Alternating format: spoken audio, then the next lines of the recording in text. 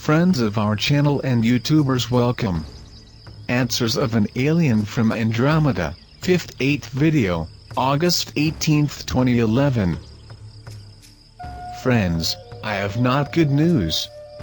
As I told you in our last conversation, the dwarf star could suffer acceleration from a given point of influence of the Sun.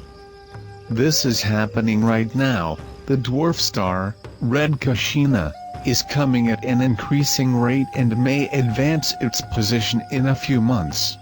It may reduce the time of arrival of 11 for 6 months or less. Everything depends on this acceleration, caused by an unexpected change in behavior of your Sun, which amplified its gravitational field, as if he had been scheduled to receive the dwarf star and provide speed necessary for its apex to return to the influence of the black hole in its orbital apex opposite the Sun.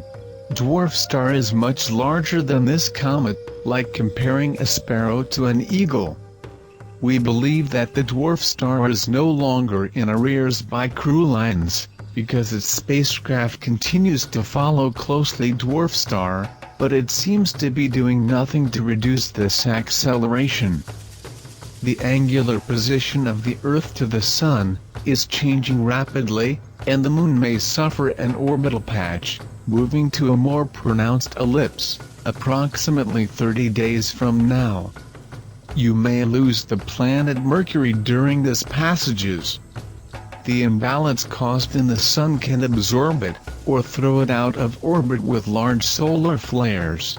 The angular position of the Earth to the Sun is changing rapidly, and the Moon may suffer an orbital patch, moving to a more pronounced ellipse, approximately 30 days from now.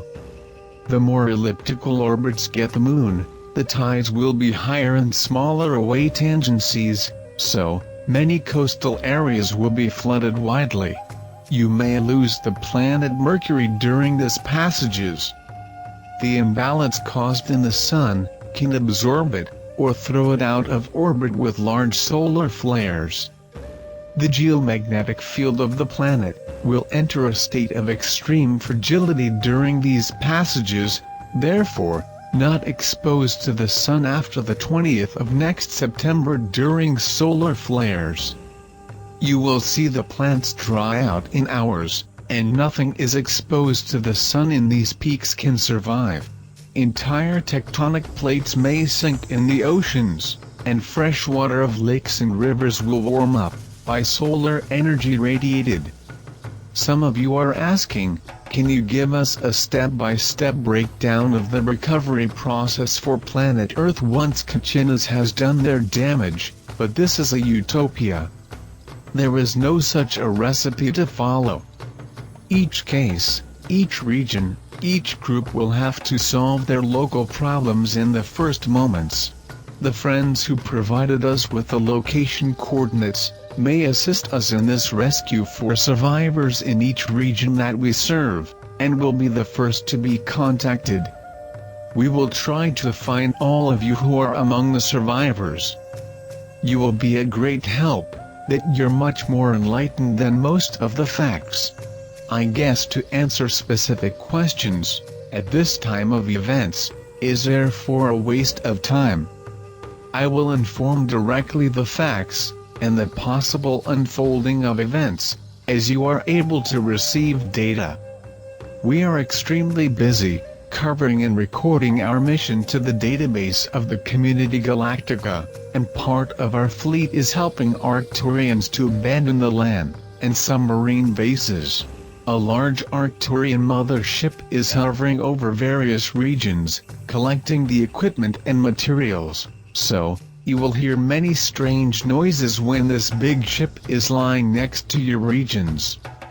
CB brought a recording of strange noise in Russian territory over 2 cities, and this is the type of noise generated by reverberation of a portal, open for local transportation, when moving heavy equipment removed from regional bases.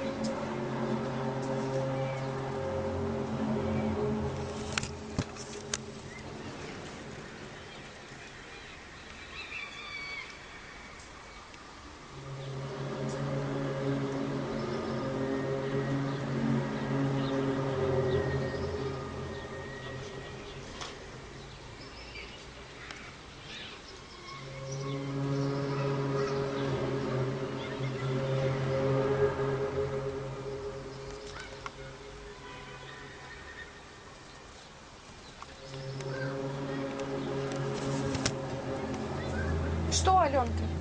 Там те звуки,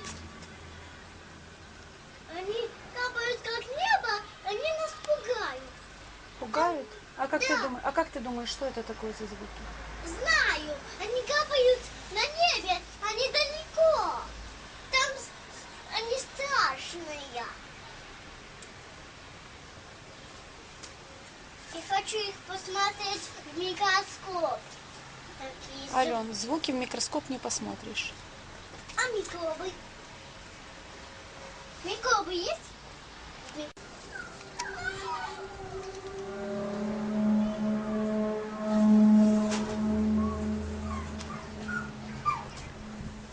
CB also brought a few copies of an old notebook called Voynich manuscript, which was found centuries ago, in a language foreign to any you've used here on the planet. Well, this is really a lucky find. The student who lost his book of personal notes, to about 550 years ago, belonged to a race of humanoids tall and thin, a very gentle people, who live in Orion. They do botanical research in several galaxies. For writing, she describes the plants found and observed in other solar systems, and made some copies of astrological positions where these species had been catalogued from. The affection with which she was making these personal notes should be a trainee in botany, which must have been very sad to lose these notes. 500 years ago, the navigation systems of ships of many races did not communicate with databases like today, and much was written down or recorded. A scientist would never do this botanical annotation type, but a child in field training, yes.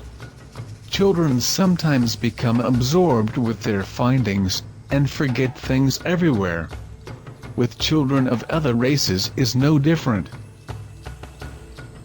I hope we can continue communicating through the end of September or October, when we believe your reporting system network will begin to shut down. My messages will be short, from now on, but will be in real time.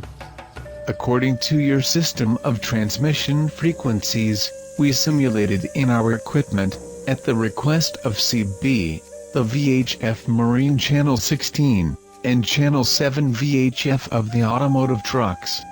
During operations in October or November, we may broadcast messages to those who are connected with these systems.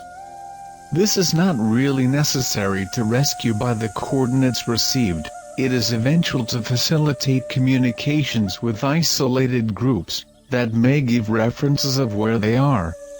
Many of you ask about the black stone of transmission of brain waves in the distance, given to CB, and it looks like any other pebble. It is tuned, that is, works specifically between two people for whom it was programmed.